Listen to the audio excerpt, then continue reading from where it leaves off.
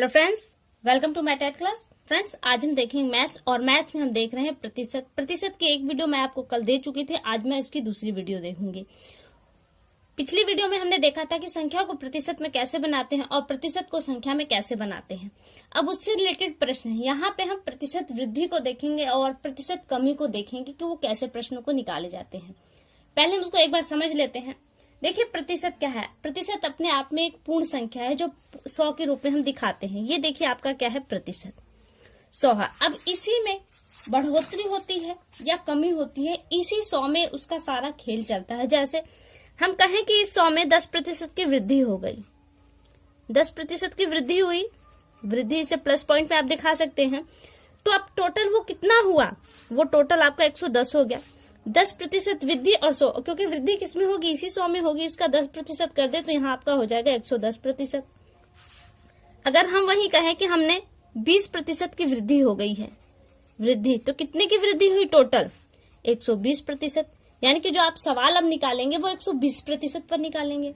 वहीं अगर हम कहें कि 10% की कमी हो गई, 10% की कमी हो गई, 10% की कमी यानी कि बचा कितना, 90।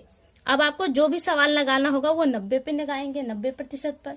हम यहाँ कहें कि अगर 30% की कमी हुई, कमी तो बचा कितना आपका, 70%।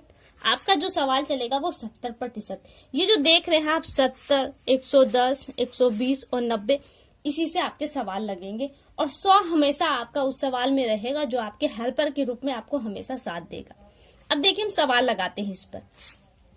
यहाँ हमने जो सवाल लिया है वो है वृद्धि या कमी प्रतिशत में दिया गया हो और आपसे संख्या पूछी जाए। जैसे कि हमने पीछे देख रखा था कि संख्या में बनाना हो तो क्या करते हैं, प्रतिशत से भाग देते हैं। वही चीज यहाँ पर वृद्धि या कमी जब प्रतिशत में दिया हो तो आप कैसे करेंगे। देखिए, इस टॉपिक से रिलेटेड यहाँ से यानी कि इस वाले वृद्धि या कमी प्रतिशत से आपसे केवल वेतन संबंधी प्रश्न पूछे जाते हैं। जैसे राम का वेतन 5,000 रुपए प्रति माह है, उसके वेतन में 20% की वृद्धि कर दी जाए तो अब उसका वेतन कितना होगा।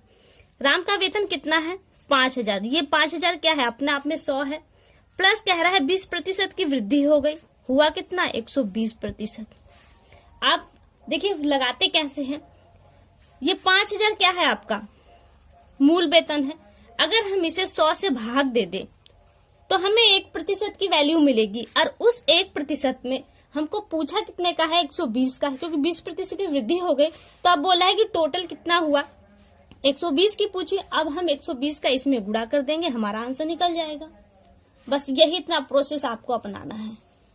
सिर्फ ये है, प्रश्नों को समझिए और उसको रखने के भाव को जानिए, आप सवाल लगा लेंगे। इस 0 से यहाँ 0 काट दीजिए। जितना आप छोटा कर सके संख्याओं को छोटा कर देंगे, आपके लिए ज्यादा अच्छा होगा। इस 0 से इसे काट दीजिए, क्या बचा, 12 पंजे 60। ये 2 0 आप वैसा का वैसा उतार दीजिए। उसका वर्तमान वेतन कितना हो गया, 6,000 रुपए। कितने की वृद्धि हुई, 20% की वृद्धि हो। अगर पैसे के रूप में हमसे पूछे कि कितने की वृद्धि हुई तो कितने की, 6,000 में से आप 5,000 को घटा दीजिए, आपका आ जाएगा 1,000। 1,000 रुपए की वृद्धि हुई उसके वेतन में। ठीक है, ये हो गया। अब देखिए कमी से आ जाए तो क्या करेंगे, प्रोसेस से ये थोड़ा सा बस अंतर है, समझिएगा बस। केवल दिया है, यदि राकेश का वेतन 10,000 रुपए है और उसके वेतन में 25% की कमी हो गई तो नया वेतन क्या होगा। कितने की कमी हुई, 25% का। टोटल कितना माना जाता है, 100। कितने प्रतिशत की कमी हो रही है, 25। बचा कितना, 75। तो आपसे 75% वेतन पूछ रहा है कि वर्तमान में उसका कितना वेतन है। तो कितना वेतन है, 75% वेतन है। अब 75% वेतन होगा कितना, आपको संख्या बतानी है तो निकालेंगे हम। क्या करेंगे, हम जो मूल वेतन है, देखिए 10,000 है आपका मूल वेतन, इसमें क्या करेंगे, हम 100 से भाग दे देंगे और बचा कितना है उतने का गुणा करते हैं। 75 तो 75 का गुणा कर दीजिए, आपका आंसर आ जाएगा। काट दीजिए, इस 0 से ये 0, ये 0 से ये 75 एकम 75, बचे 2 0, इसको वैसा का वैसा ही लिख दी। 7,500 क्या है, इस वक्त उसका वेतन है।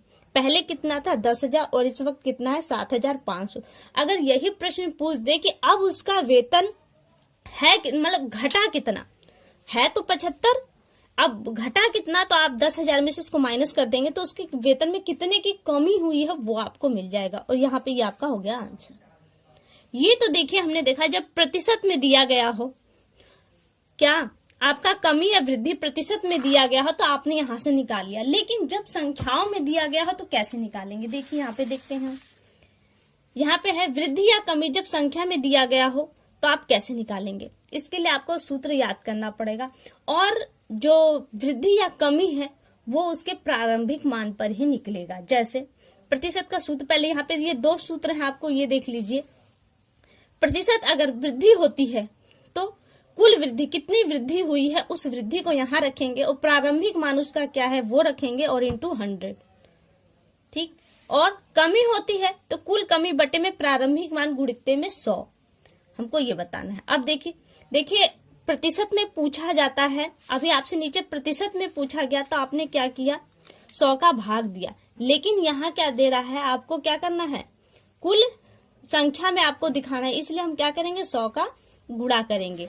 अब देखिए प्रश्न देखिए यहाँ पे, एक व्यक्ति का प्रतिदिन का वेतन कितना है, 200 रुपए। यदि किसी कारणवश उसका वेतन 150 रुपए हो जाता है तो कमी प्रतिशत ज्ञात करें। कमी प्रतिशत आपको बताना है। पिछले हमने क्या किया था, हमने संख्या बताया था और यहाँ पे आपको प्रतिशत बताना है। प्रतिशत बनाने के लिए 100 का गुणा करना पड़ता है। तो यहाँ पे आप देखिए पूछा क्या है, यहाँ पे कमी पूछा है, तो कमी वाला सूत्र ये है, तो कमी वाला सूत्र आजमाएंगे आप। देखिए कैसे करेंगे, कुल कमी कितने की हो रही है, कुल कमी बटे में क्या है, प्रारंभिक मान गुणित्ते में 100%। क्या है, कुल कमी कितनी की हो रही है, ये देखिए। पहले उसका वेतन था 200 रुपए, 200 रुपए वेतन था, और अब कितना हो गया है, 150 रुपए। कितने लोग यही मान जाएंगे कि 150 रुपए की कमी है, लेकिन कमी 150 की नहीं हुई, कमी हुई है 50 रुपए की। 200 में से आप 150 को घटा देंगे तो आपको मिल जाएगा 50 रुपए। कमी कितने की हुई, 50 रुपए की। पूछा क्या है, कुल कमी, तो कुल कमी आप यहाँ पे रखिए उसको, अंकों को। 50 बटे में प्रारंभिक मान क्या है, प्रारंभ में उसका वेतन क्या था, 200 रुपए थे। प्रारंभिक मान पे चलेगा, यहाँ लिखेंगे 200 रुपए, गुणित्ते में क्या आ जाएगा आपका 100, लिख देंगे 100, काट देंगे 100 दूना 2 से काटेंगे 25%। उसके वेतन में कितने प्रतिशत की कम हुई, 25%। साधारण तरीके से आप समझेंगे तो आपको यहीं से पता चल जाएगा कि 25% की कमी हो रही है। साधारण संख्या है, आपको समझाने के लिए उठाई गई है। संख्या इससे बड़ी भी होंगी और थोड़ी आड़ी तिरछी भी हो सकती है, लेकिन लगाने का प्रोसेस ये होगा। यहाँ पे आप डायरेक्टली समझ लें, इसलिए इस तरह से प्रोसेस आजमाया जाता है। तो उम्मीद करती हूँ ये भी समझ में आ गया।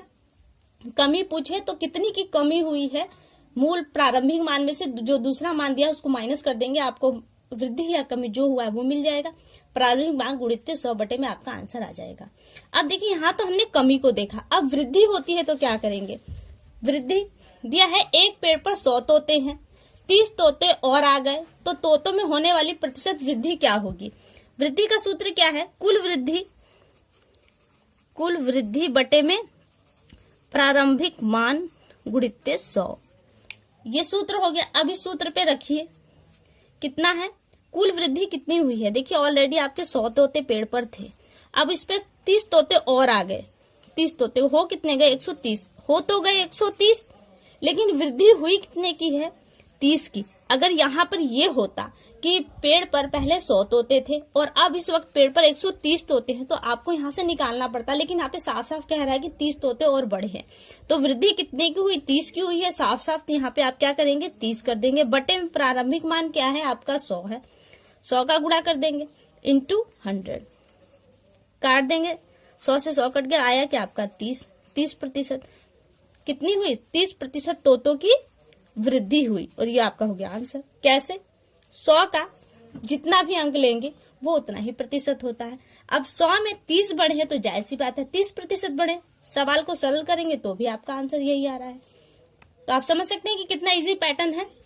2 पार्ट इसके और है, समझाने का तरीका एकदम यही है, सिर्फ थोड़ा सा अलग अलग होने की वजह से आपको डिफरेंट लगता होगा, कठिन लगता होगा, लेकिन बहुत इजी तरीका। तो उम्मीद करती हूँ ये प्रश्न आपको समझ में आए होंगे। अगली वीडियो में आपसे फिर मुलाकात होगी, तब तक के लिए नमस्कार।